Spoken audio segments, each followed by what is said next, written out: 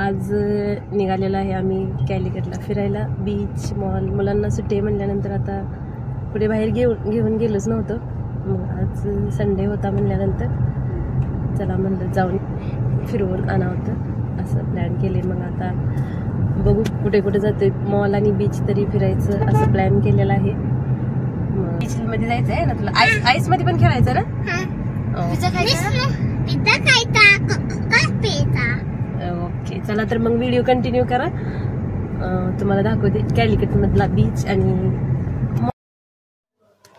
कॅलिकटमध्ये कसं बीच आहे, जवळच मॉल पण आहे, तिथं छोटंसं गार्डन आहे. शॉपिंगसाठी पण थोडंसं म्हणजे हे आहे. सकाळचं आवरून नाश्ता वगैरे करून घेतला, कारण म्हणलं नंतर बाहेरनंच खाणं होणार आहे, त्यामुळं नाश्ता केला आणि नंतर निघालो. तरी निघेपर्यंत 9:30-10 वाजले होत्या.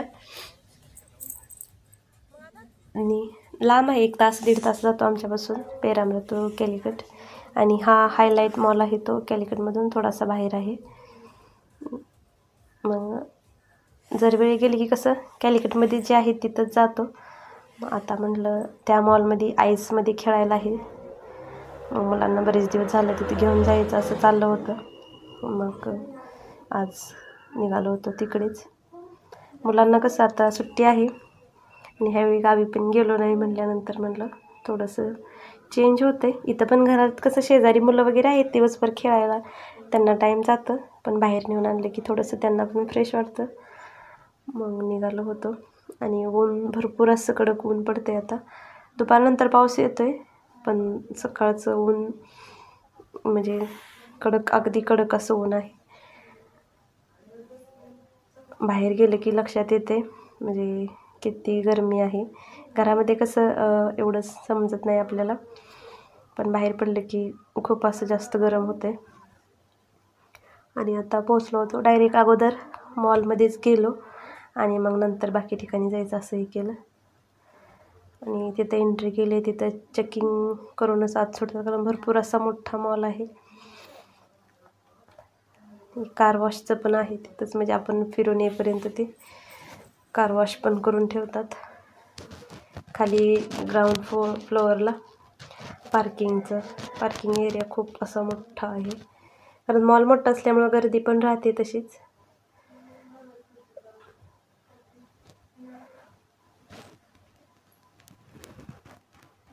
आणि मग तिथं पोचलं की मग नंतर लिफ्टने वरती आलो. अगर वॉशरूमला जायचं होतं मुलांना म्हणल्यानंतर वॉशरूमला जाऊन आलो. वॉशरूम पण एवढे चकाचक होते ना. आणि नंतर मग मॉलमध्ये फिरलो थोडंसं. अगोदर पिझ्झाची ऑर्डर दिली, तिला प्रांजूला पिझ्झा खायचा होता. मग ते ऑर्डर दिली, 20 मिनटं लागतात तोपर्यंत. मग बाकीचा मॉल फिरून घेतला. खूप मोठं चालूनच असं म्हणजे थकल्यासारखं होत होतं. मग आणि खेळायला पण छोट्या छोट्या राईड होत्या तिथं पण मुलांना, तिथं पण थोडंसं खेळलं. आणि इथं हॉरर शो होता, त्याच्यामध्ये आत नाही गेलो, कारण मला आणि कृष्णाला त्याची जास्तच भीती वाटते, त्यामुळे मग नाही जायचं, कॅन्सल केलं. आणि इथं मग मुलांचं स्कूलचं साहित्य होतं, बॅग वगैरे बाकीचं हे असं बघितलं. पण मॉलमध्ये कसं होतं रेट थोडेसे जास्तच असतात. क्वालिटीमध्ये पण फरक राहतो, पण रेट अगदीच हे असतात. त्यामुळं मग काही नाही घेतलं, तिथून बाहेरून घेतलं. आणि कृष्णाची त्याची शॉपिंग करायची अशी चालली होती. हे घ्यायचं आहे ते घ्यायचं आहे, पण त्याला सांगितलं इथं महाग भेटतं, आपण बाहेरून घेऊ. मग त्याने पण मग नाही केलं, कारण अगदीच जास्त रेट असतात तिथे. आणि त्याला हे स्पायडरमॅनचं दिसलं होतं, हे त्याच्यामध्ये तो त्याचं बघत होता काय घ्यायचं आहे. बॅग पण होत्या, पण त्याची एवढी क्वालिटी नव्हती. 800-900 ह्या रेंजमधच्या मनानं क्वालिटी तशी म्हणजे वाटली नाही.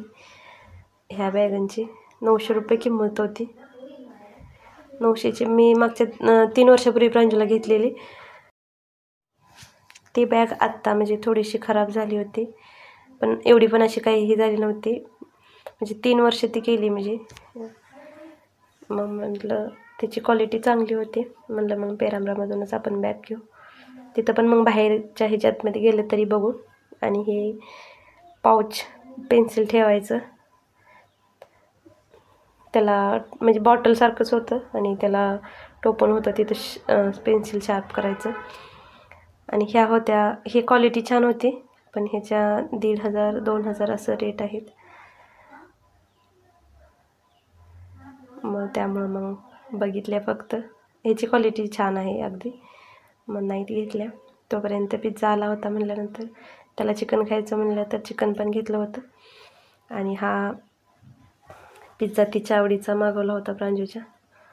कृष्णाचं फर्स्ट टाईमच होतं पिझ्झा खायचं, कारण त्याला अजून दिलाच नव्हता. आता त्याला 6 वर्ष स्टार्ट झाले, पण त्याला दिला नव्हता. आणि तिला बरेच प्रकार यातलं माहीत आहेत. मग तिनं हा ऑर्डर केला होता. एक्स्ट्रा चीज त्याच्यामध्ये, म्हणजे अगदी हे खाल्ल्यासारखंच, बटर खाल्ल्यासारखं लागत होतं ते. मला काही पिझ्झा आवडत नाही जास्त, आणि हा तर अजिबातच नाही आवडला. पण मुलांना आवडला, मुलांनी खाल्ला होता आवडीनं. कृष्णाने पण खाल्ला, फर्स्ट टाईम होता तरी पण त्याला आवडला. मग तिथून परत थोडंसं बघून फिरून झालं की परत आलो खाली ग्राउंड फ्लोअरला. हे आहे आईसमध्ये खेळायचं. मग तिथं हे जॅकेट आणि सॉक्स शू असं हे घालून जायला लागते, कारण पूर्णच बर्फ असल्यामुळं म्हणजे थंडी वाजते बऱ्यापैकी. मग अगोदर मुलांना असं घालून घेतलं, पॅक करून घेतलं. खरं तर मास्क पण घ्यायला पाहिजे होते बाहेरून, म्हणजे त्यावेळी लक्षात नाही आलं. आत गेल्यानंतर मग लक्षात आलं की मास्क घालायला पाहिजे होतं, कारण नाक नंतर पॅक झाल्यागत झालं, नाकाला जास्तच गार लागत होतं. बाकी कसं हातामध्ये ग्लाव्ज, पायात सॉक्स शू घातलेलं होतं, सॉक्स होतं त्याच्यामुळं खाली शू एवढंच म्हणजे हे जाणवलं नाही. पण नाकाला असं पूर्ण ब्लॉक झाल्यागत व्हायला लागलं. नंतर बाईत कोणी जरी गेला तरी मास्क घेऊन जावा नक्की, तिथून काही मास्क वगैरे भेटत नाही. मग आणखी थोड्या वेळ तरी 1 तास तरी आम्ही आत होतोच, आणखी जास्तीचा वेळ म्हणजे खेळू शकलो असतो. पण नंतर कृष्णाला नाक असं लाल लाल झालं आणि मग नको म्हणायला लागला जाऊया, कारण पूर्णच म्हणजे बर्फ आहे सगळीकडे. खाली बघितल्यानंतर असं वाटतंय ते म्हणजे मीठ आहे का काही, पण छान असं वाटत होतं. छान बनवले आणि म्हणजे मोठा पण स्पेस आहे, अगदीच लहान असं नाही आहे. आणि छोट्या छोट्या राईड पण आहेत मुलांना खेळण्यासाठी.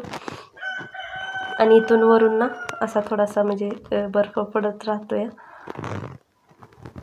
पण आत गेल्यानंतर काय झालं, सगळ्यांचं ड्रेस एकसारखे झाल्यामुळं समजत नव्हतं मुलं कुठं आहेत, म्हणजे पटकन चेहरा बघितल्याशिवाय ओळखत नव्हतं, असं झालं होतं. आणि आत गेले की मग मुलांचं कसं त्यांची ती खेळायला पळायला लागली इकडं तिकडं, छान वाटत होतं त्यांना, म्हणजे एन्जॉय करायला. भरपूर असा एन्जॉय केला मुलांनी. आणि जवळ आहे, जास्त लांब नाही, त्यामुळं कसं कधी तर असं मुलांना खेळायला घेऊन जाऊ शकतो. लाईटिंग होत्या, चेंज करत होते आणि म्युझिक पण चालू होतं, डान्स पण करत होते. आणि वरती पण थोडंसं हे होतं, तिथं वरती कॉफी पण भेटत होती, पण कॉफी लगेचच थंड होत होती.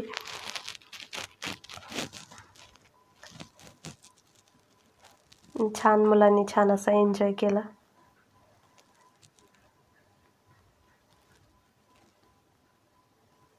आणि तिथे ही दुसरी एक राईड होती, त्याच्यामध्ये बसून खाली सोडत होते ते.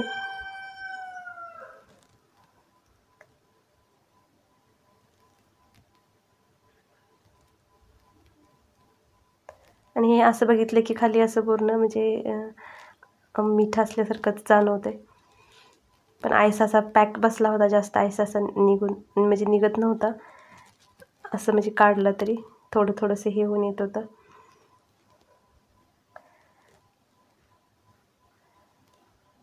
आणि आता हे दोघं पण एक सोबत बसून आली होती ह्याच्यामध्ये.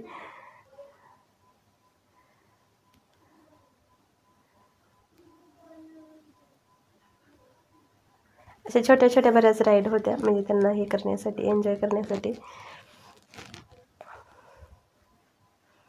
ह्याच्यामध्ये जाऊन मग फोटो काढले.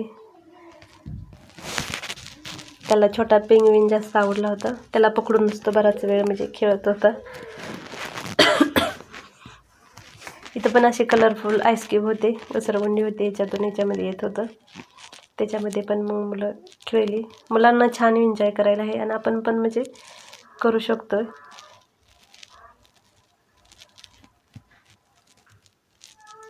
आणि जास्त गर्दी नव्हती, म्हणजे कमीच होती, एवढी काही गर्दी नव्हती.